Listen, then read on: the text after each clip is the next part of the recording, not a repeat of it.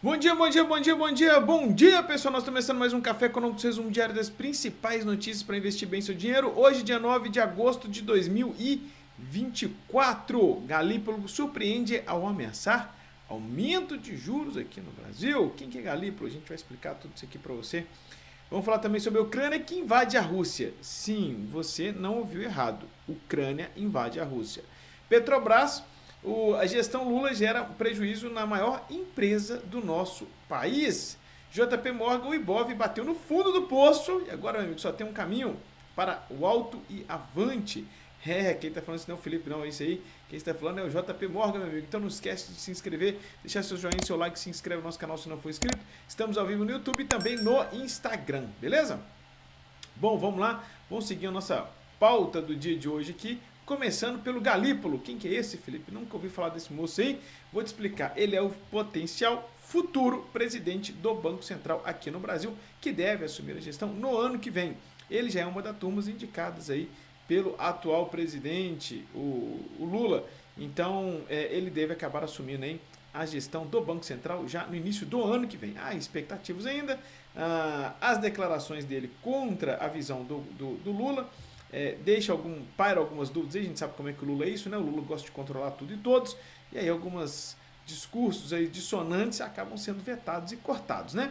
Então pode ser uma questão assim de um alinhamento, ou seja, o próprio Lula ter confirmado e autorizado o Galípolo ter falado isso, ou o Galípolo está mais rebeldezinho aí com o seu indicador, né? Seu potencial indicador está mais para o mercado aí, né? Acabou dizendo no evento em Belo Horizonte, no dia de ontem, que diz que há 3 fatores para a alta dos juros e 2 fatores para que se corte os juros, por isso que o juros estaria aí andando de lado, né? Não há uma definição muito clara, mas há uma preocupaçãozinha aí se os juros poderia subir, tá? Isso muda a visão aí do Banco Central, né? Que vinha um Banco Central aí alinhado a corte de juros, já vinha cortando juros, estávamos aí a 13,75, chegamos a 10,50, havia expectativa de mais cortes, do juros chegar a 8% nos próximos anos, mas eu já vim dizendo para vocês aqui desde o início do ano, né? Para isso precisa cortar despesas, para isso o governo precisa gastar menos do que arrecada, que senão ele gera inflação, e a inflação está subindo. Inflação sobe, você precisa aumentar o remédio, né?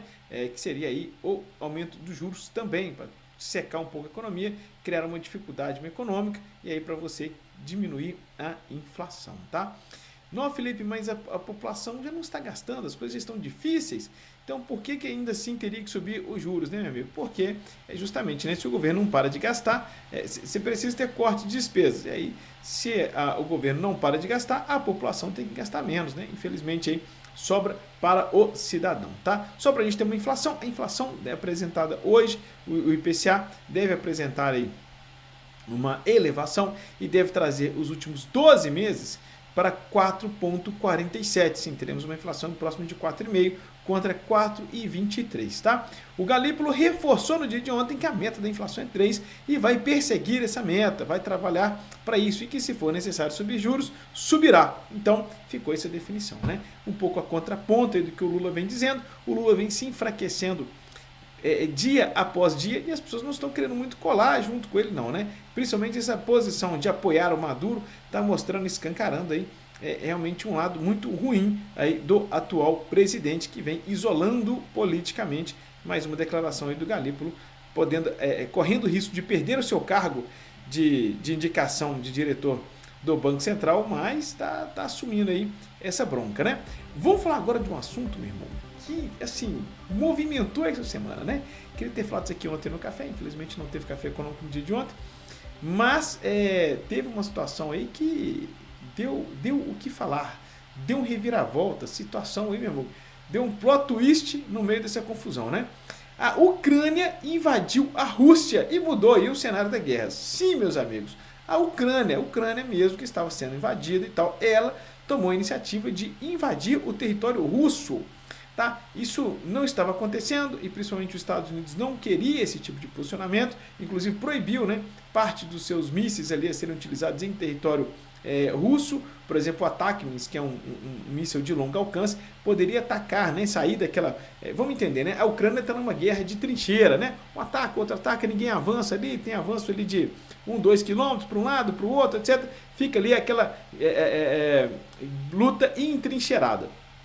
Tudo bem. O que seria a posição, né? A Rússia vem mandando aviões, fazendo ataques aí dentro do território ucraniano para desmobilizar, para estressar a população, para criar dificuldade. Está mandando ali aquelas bombas paradoras, né? Bombas gigantes ali, ele estoura quase um quarteirão inteiro.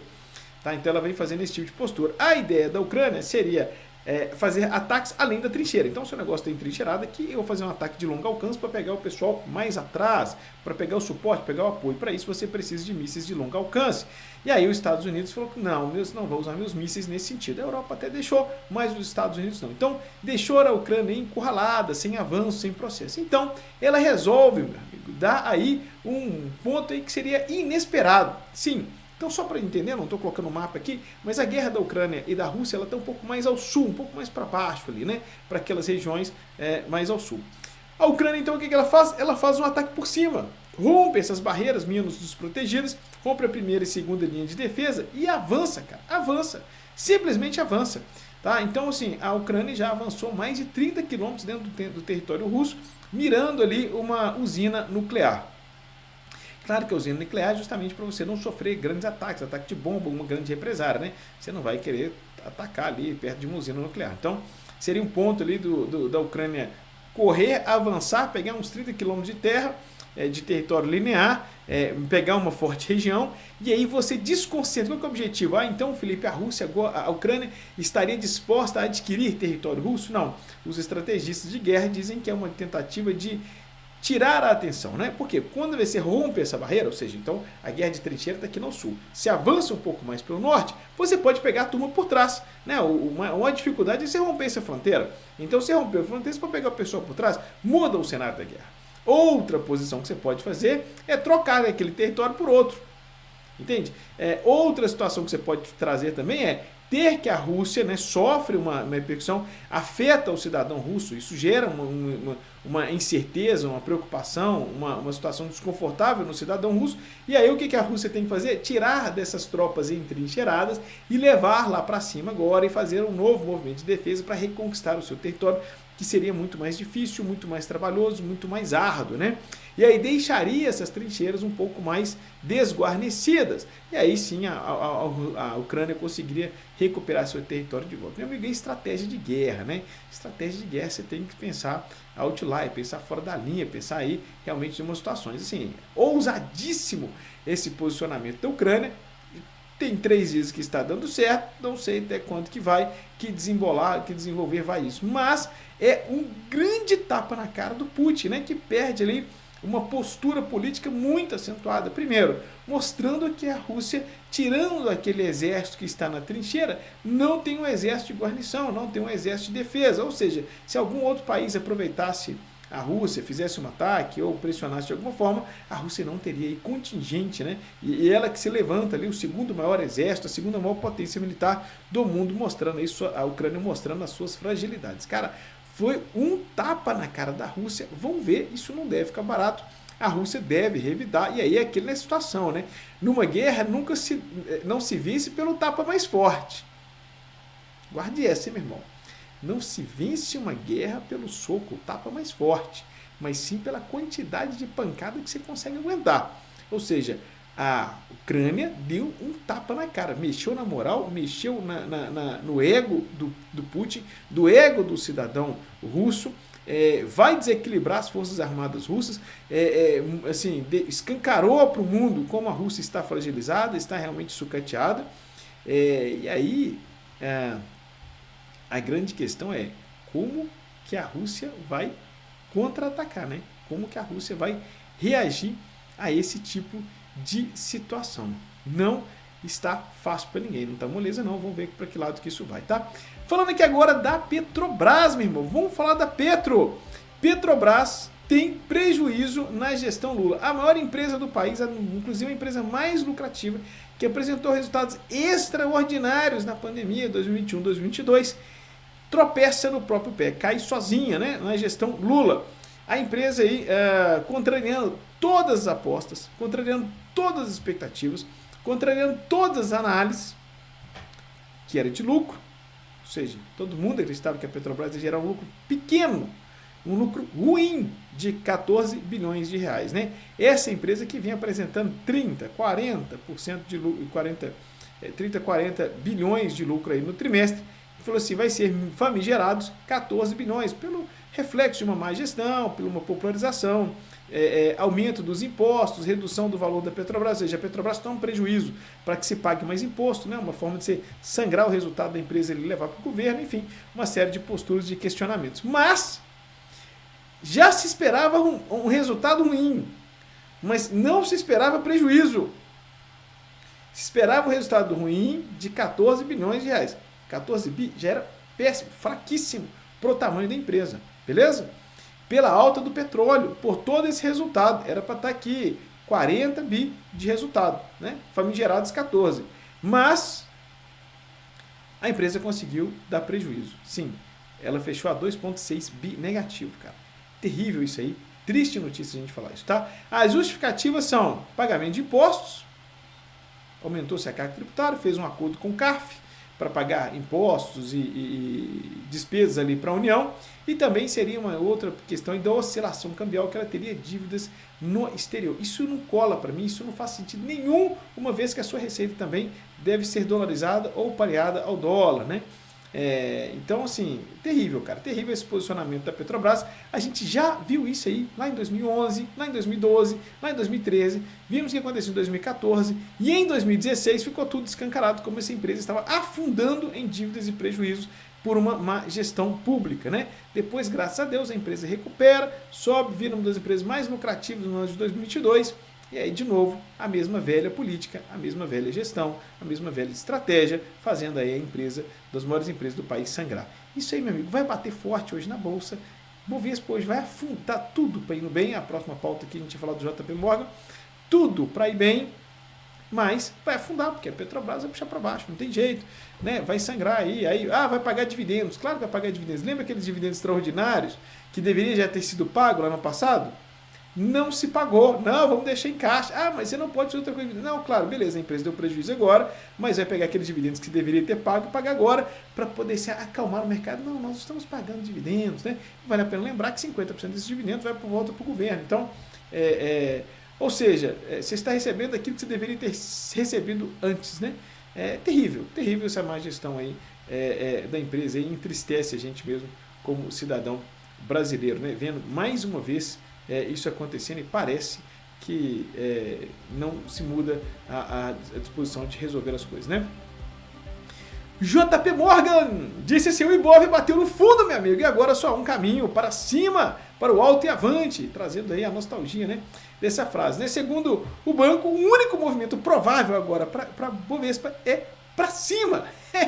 Meus amigos, deixou claro, a bolsa bateu no 124, 125 ali, o apetite foi forte de compra, fez a bolsa subir aí de novo para os 128 mil pontos, e isso aí foi quem falou, foi o JP Morgan, tá? Não sou Joe, é o JP, apesar de eu acreditar com ele, estou te falando isso já tem um tempinho, agora pelo menos alguém reforçou aí de peso, né? Segundo o banco, os únicos movimentos prováveis é para cima, único, né? Movimento provável para cima, e aí tem alguns pontos de atenção que pode estragar essa festa, tá? Uma delas seria uma potencial crise nos Estados Unidos, ou seja, um hard landing, ou seja, o cenário lá ficar meio estressado, gerar um pequeno processo de recessão, isso aí pode afetar aí a economia americana, e aí vai respingar aqui também no Brasil, tá?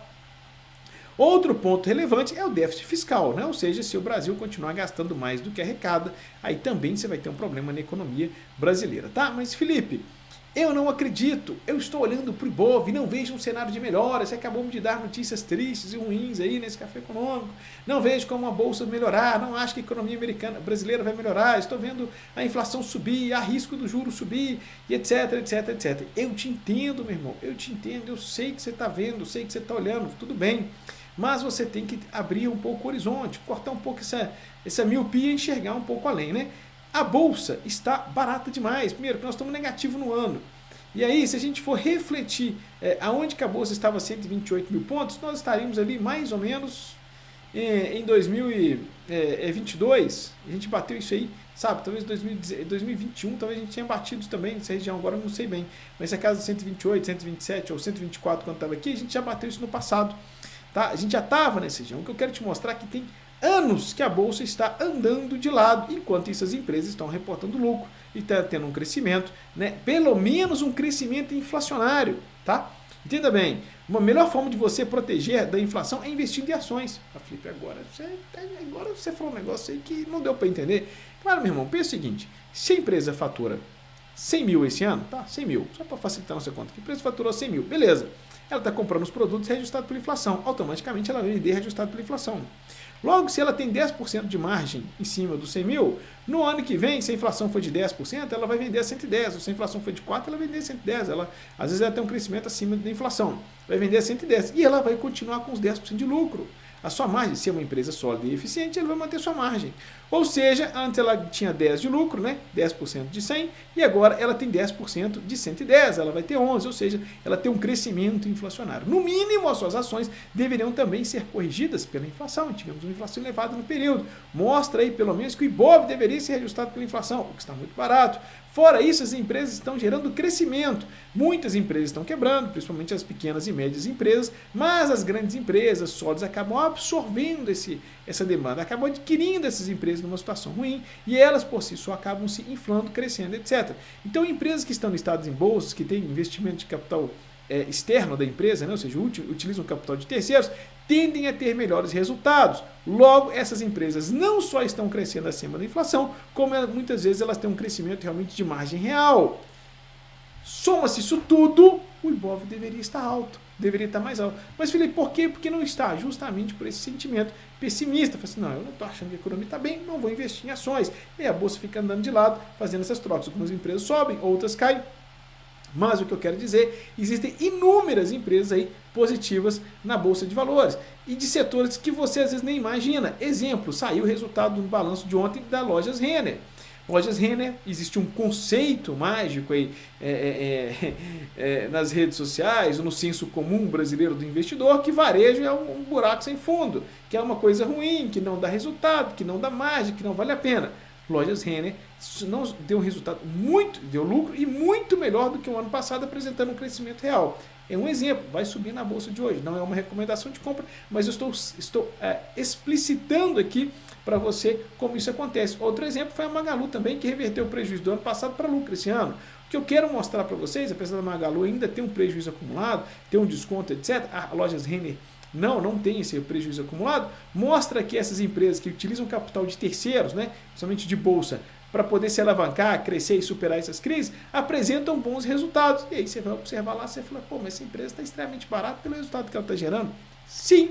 E aí, na hora que você tira esse sentimento de pessimismo, muda o cenário econômico, dá equilibrado, etc., todo mundo todo cresce, aí a bolsa vai lá e dá aquela explosão. Então, assim, são vários setores que têm que ser analisados, e é isso que justifica a JP Morgan está falando, cara, a Bolsa Brasileira está extremamente barata, bateu no fundo do poço. Ou seja, não tem como ela ficar mais barata do que isso. Significa que você vai comprar hoje e vai subir amanhã? Não, mas significa que se você analisar entre 24 e 36 meses, talvez esse realmente seja a mínima do movimento, tá? Claro que tem fatores aqui, possibilidade de crise internacional e também nós temos aqui que melhorar o nosso fiscal, né? O governo parar de gastar mais do que arrecada, para que isso se torne uma verdade, mas são pontos que a gente tem que estar observando em atenção. Beleza? Gostou? Concordou? Deixa aqui críticas, sugestões nos comentários. Aqui isso ajuda a gente bastante. Vamos dar uma olhada aqui que você está acompanhando a gente no YouTube. Vamos dar uma olhada aqui no nosso IBOV, né? Se o IBOV fechou ontem a 128.660. Só para eu ter te falando aqui, ó, quando que o IBOV estava nesse valor, nesse patamar? Cara, ele estava nesse patamar em 2021. É que eu estou falando para vocês aqui. Agora eu estou com o gráfico em 2021. Se a gente pensar aqui, ele chegou a bater isso aqui quase em 2019, tá? 2019 a bolsa de 2019 para hoje, então eu estou falando aí de quase 5 anos, ela cresceu 7%, ou seja, está extremamente defasada, né? Só a inflação nesse período foi muito maior do que a gente está sinalizando. Então isso justifica um pouco, corrobora um pouco aquela tese de que a bolsa está extremamente barata, tá? No dia de ontem subiu 0,90, fechando a 128.